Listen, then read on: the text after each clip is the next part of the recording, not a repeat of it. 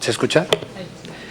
Senadoras y senadores, muy buenas tardes. En primer lugar, quiero agradecer a esta honorable legislatura la oportunidad de considerarme como aspirante a presidir la Comisión Nacional de los Derechos Humanos.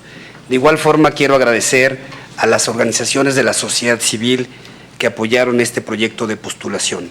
Saludo a las organizaciones de la sociedad civil que se encuentran aquí presentes.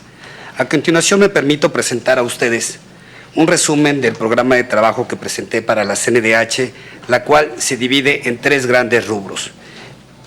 El primero de ellos se refiere a asuntos de interés nacional que requieren una atención inmediata. Una exigencia prácticamente en todo el país es una efectiva seguridad ciudadana. Las personas requieren respuestas prontas frente a eventos cada vez más recurrentes de criminalidad altamente violenta. El primer gran reto es desterrar la falsa percepción de que los derechos humanos son para los delincuentes, y para ello verificaremos que las autoridades encargadas de la seguridad pública cumplan con sus obligaciones de garantizar espacios seguros y de llevar a la justicia a quienes han violado la ley. Se fortalecerá el acompañamiento a las víctimas del delito y de las violaciones a derechos humanos a través de una red integral de atención a estas personas, para garantizar el acceso a la justicia y a la reparación del daño. Las familias de las personas desaparecidas tendrán un acompañamiento en su exigencia de conocer la verdad y alcanzar la justicia. Y además se dará seguimiento a la creación de las comisiones locales de búsqueda de personas desaparecidas. Por contraste a la violencia que sufren mujeres y niñas en prácticamente todo el país, y a pesar de la declaratoria de alerta de violencia de género en regiones de 18 entidades federativas, se evaluará este mecanismo con el fin de impulsar cambios que permitan que dicha alerta cumpla con su objetivo de disminuir la violencia feminicida. En otro contexto, se promoverá el derecho a un medio ambiente sano con un enfoque de corresponsabilidad social. En este sentido, se impulsará una agenda para sensibilizar a las empresas sobre su responsabilidad en materia de derechos humanos. El segundo rubro tiene que ver con la plataforma de trabajo institucional para una nueva etapa. El ejercicio responsable y efectivo del presupuesto será el principio fundamental que rija la actuación del organismo. Se implementará un sistema de gestión de calidad que cumpla con los requisitos de la norma ISO 9000-2015 para certificar el procedimiento de queja y permita reparar rápidamente los derechos humanos conculcados. Impulsaremos la certificación en la norma en igualdad laboral y no discriminación para incorporar la perspectiva de género y la no discriminación al ambiente laboral del organismo. Se propone descentralizar la 4ª y 5ª Vistoría General para trasladarla a entidades federativas con alta presencia de comunidades indígenas y migrantes respectivamente, y para fortalecer el derecho a la información. Durante la primera etapa de la próxima administración se propone una reunión semanal con medios de comunicación. Tercer rubro, fortalecimiento del sistema no jurisdiccional de los derechos humanos. Como presidente de la Federación Mexicana de Organismos Públicos de Derechos Humanos, observé la necesidad de fortalecer el trabajo conjunto de los organismos públicos de derechos humanos. Por tal motivo, lograremos el liderazgo laboral necesario, respetando en todo momento la autonomía de las instituciones. Fortaleceremos el trabajo y la colaboración con las organizaciones de la sociedad civil e impulsaremos una Contraloría Ciudadana que vigile la actuación del organismo. Promoveremos la cultura de la paz y de la legalidad a través de una campaña permanente de revalorización de las normas y de las instituciones para garantizar el respeto integral a los derechos individuales y colectivos. Senadoras y senadores, los organismos públicos de derechos humanos no son opuestos a los objetivos del Estado. Por el contrario, complementan sus fines y contribuyen al cumplimiento de sus obligaciones.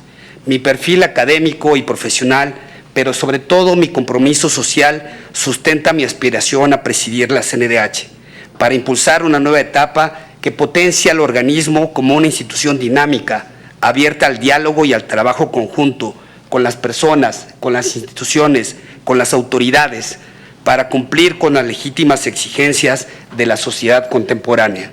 Como titular de un organismo local, ya lo hicimos. logramos posicionarlo a nivel nacional y a nivel Iberoamérica como un organismo comprometido con el respeto y la protección de los derechos humanos, salvaguardando en todo momento los principios de legalidad y autonomía. Muchas gracias. Muchas gracias. Doctor. Gracias. La pregunta de las ONGs es: ¿qué opina de la situación de los derechos laborales en nuestro país? Y el caso práctico es el siguiente. Una comunidad indígena se encuentra ubicada en las laderas de una montaña. Sus más de 1000 habitantes la han venerado durante generaciones, considerándola sagrada, pues los provee de la fauna que cazan y contribuye al ciclo del agua para que puedan regar sus cultivos. El ritual más importante para su cultura se celebra una vez al año en la cima del monte. El Estado logró una concesión minera a una empresa extranjera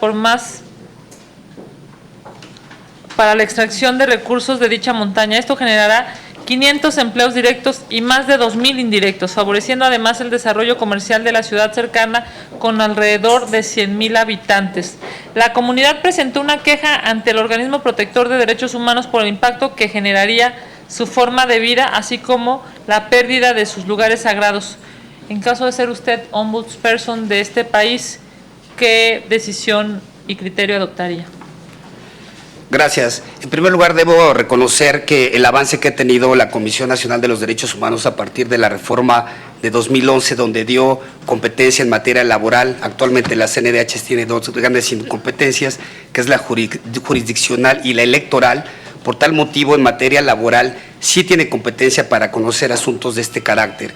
Así es que, obviamente, la CNDH está abierta y tiene que estar abierta a recibir quejas por presuntas violaciones a derechos humanos en esta materia.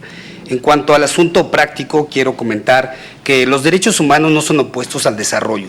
Sin embargo, es necesario analizar los casos concretos y en el caso que usted plantea, senadora, en caso de que se llegaran a evidenciar violaciones a derechos humanos en contra de un pueblo o comunidad indígena, sin duda emitiríamos una recomendación.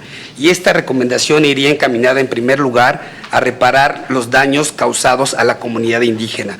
También se daría vista, por ejemplo, al órgano interno de control en contra de las autoridades o de los funcionarios públicos que llevaron a cabo dichas acciones que vulneraron los derechos humanos de esta comunidad indígena, y en caso de verificar que existieron actos que pudieran considerarse como un delito, también se daría vista a la Fiscalía General de la República.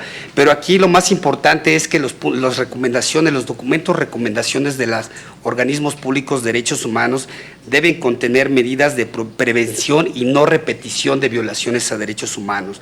También solicitaríamos que se emitiera una circular a todos aquellos servidores públicos que intervinieron en la autorización de estas obras que vulneraron los derechos humanos, para que se conduzcan con apego a la ley, con apego a derecho y no se vulneren los derechos humanos. De igual forma, se solicitaría la capacitación a los servidores públicos para que respeten los derechos humanos de los pueblos y de las comunidades indígenas. Y finalmente, solicitaría un enlace para que las dependencias involucradas en el caso en el particular dieran seguimiento hasta el total cumplimiento de la recomendación. Muchas gracias, muy amable. Senadores, por favor. Bienvenido. Gracias, senador. En materia de idoneidad, ¿nos puede responder usted si ha tenido conflicto de intereses en empleos anteriores? No, ninguno, senador. Los trabajos que he desempeñado han sido siempre respetando la legalidad. Gracias. ¿Cuenta con algún conflicto de interés en el presente? Ninguno, senador. ¿Está o ha estado involucrado en casos de corrupción o fraude? Ninguno. Siempre he sido respetuoso de la ley, senador. Por su respuesta, gracias. Gracias, senador. Doctor, ¿cuenta con independencia político-partidista? Totalmente. Creo en el Estado laico, senadora. ¿Cuenta con independencia religiosa? Totalmente, senadora. De mi parte es todo, Gracias, doctor. senadora. ¿Le seguimos? Buenas tardes. Hola, senadora. En caso de ser electo titular de la CNDH, ¿presentaría y haría pública su declaración 3 de 3? Así es, senadora. Las propiedades con las que cuento han sido resultado de un trabajo de 15 años, de más de 15 años, senadora. ¿Ha sido señalado, denunciado o cuenta con una sentencia condenatoria por violencia familiar o delitos sexuales? Ninguno. Soy respetuoso de los derechos familiares y de todas las personas. ha sido señalado, denunciado o cuenta con sentencia condenatoria por incumplimiento a sus obligaciones alimentarias? No, ninguno. Soy respetuoso de los derechos familiares, vuelvo a repetir. ¿Ha expresado opiniones públicas en medios o redes sociales contrarias a los derechos humanos? No, al contrario, me dedico a promover y defender los derechos humanos a través de mis redes sociales. Gracias. Doctor, en su experiencia, ¿está comprometido con la progresividad de los derechos humanos? Totalmente. Me parece que el principio de progresividad de los derechos humanos tiene que ser la base fundamental para el desarrollo de estos en nuestro país. Es fundamental. Los derechos humanos no están peleados con el desarrollo, son parte de los derechos humanos. Hay un derecho humano que se llama derecho humano al desarrollo y se basa en la progresividad de estos derechos.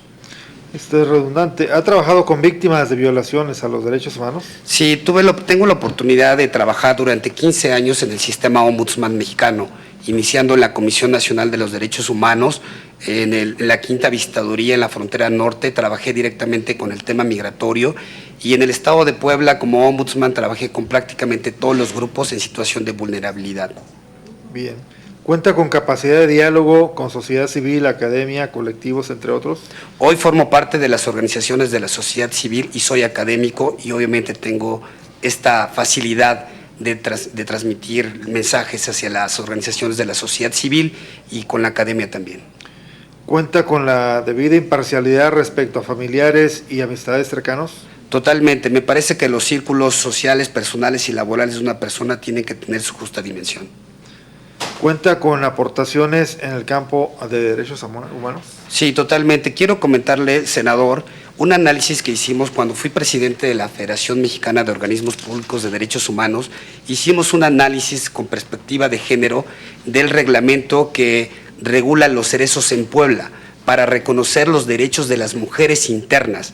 Ese trabajo lo presentamos en la Federación Mexicana de Organismos Públicos de Derechos Humanos con la finalidad de que todas las comisiones estatales hicieran el mismo ejercicio y presentar las reformas correspondientes. A su vez, ese mismo trabajo lo presentamos en la Federación Iberoamericana del Ombudsman, y la mesa de trabajo de mujeres, de la red de mujeres de la FIO, nos encargó elaborar un análisis de 20 países a nivel nacional para poder homologar las leyes que regulan los cerezos en estos 20 países que forman parte de la FIO. Esa ha sido la última aportación que hicimos en materia de derechos humanos a nivel Iberoamérica.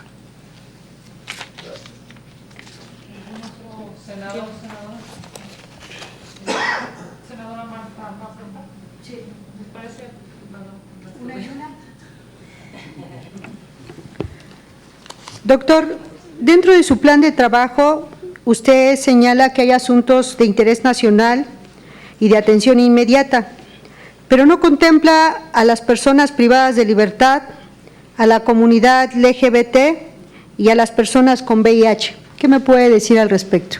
Sí, comentarle, senadora. Gracias, doctor. Todas las preguntas que tendrá 4 minutos. Por favor, senadora Mayor. Doctor, usted ha colaborado con organizaciones sociales. ¿Cuál es la visión que hoy se tiene de la Comisión Nacional de los Derechos Humanos y usted cómo cambiaría esa visión de llegar a la presidencia de la comisión? Gracias. Doctor, recomendaciones o actos vinculatorios.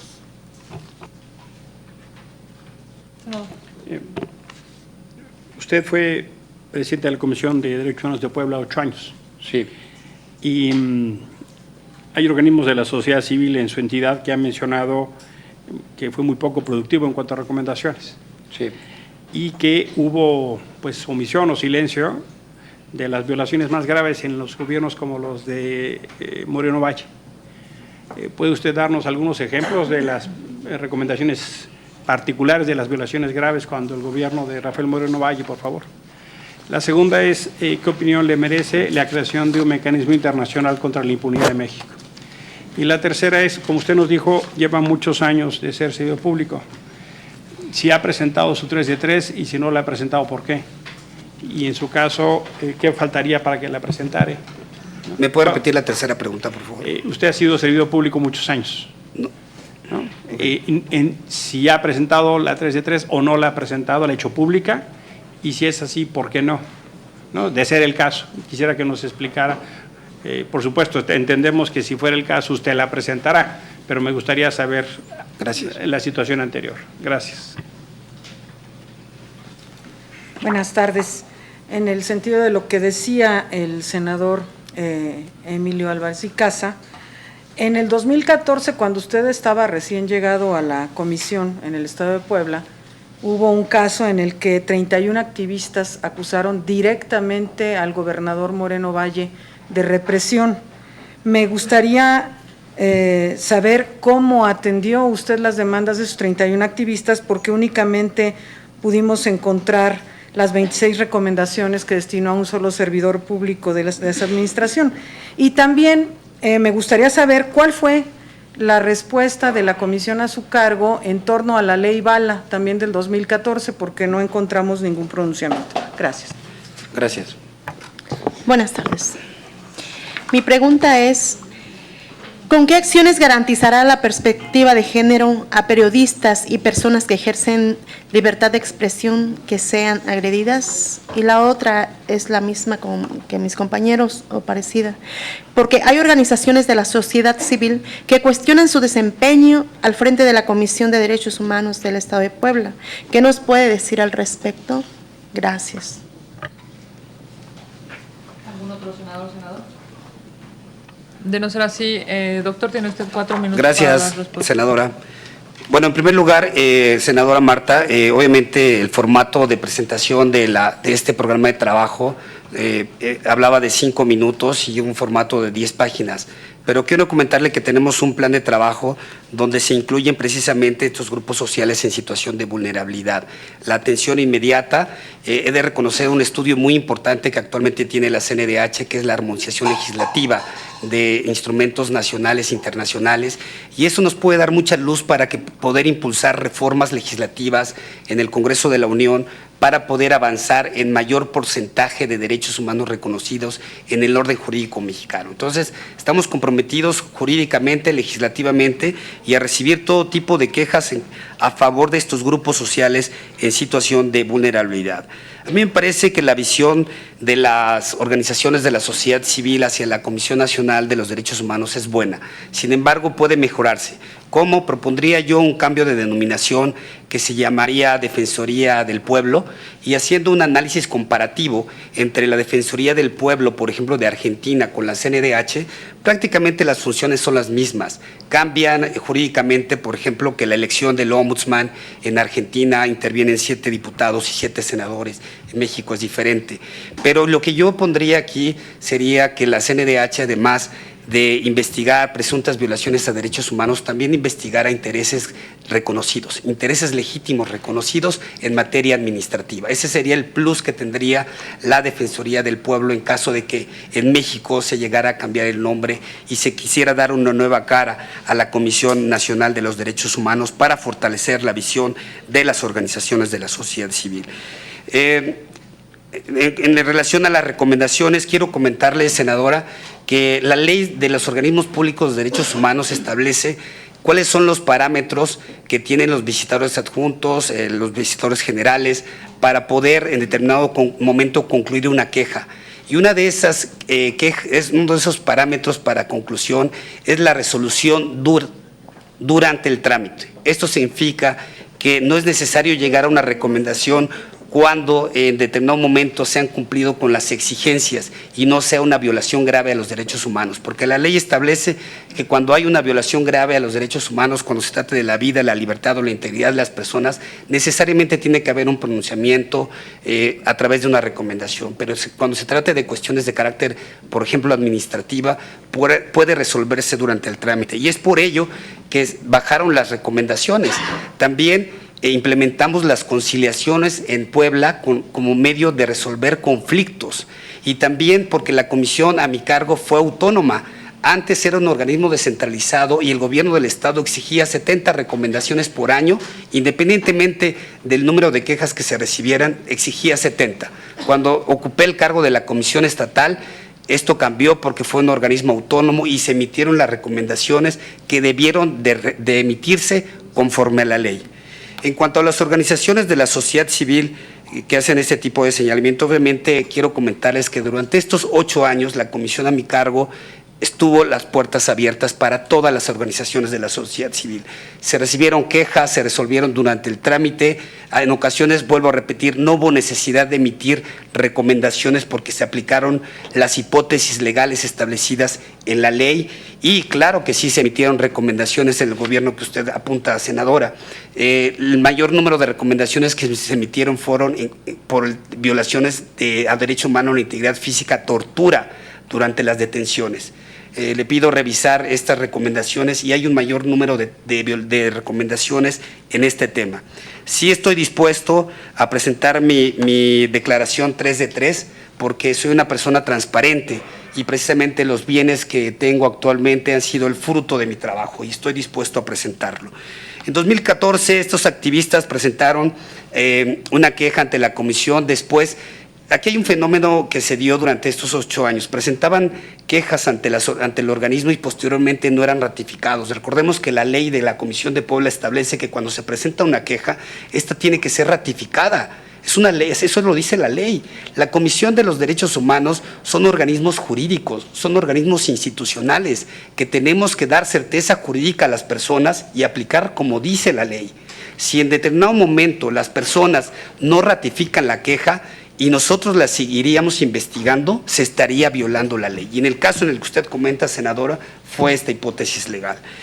Finalmente, el proyecto a la perspectiva de género en cuanto a periodistas y personas, yo estoy convencido que es necesario impulsar en nuestro país políticas públicas, reformas legislativas para poder fortalecer los derechos de las mujeres. Es fundamental este tema.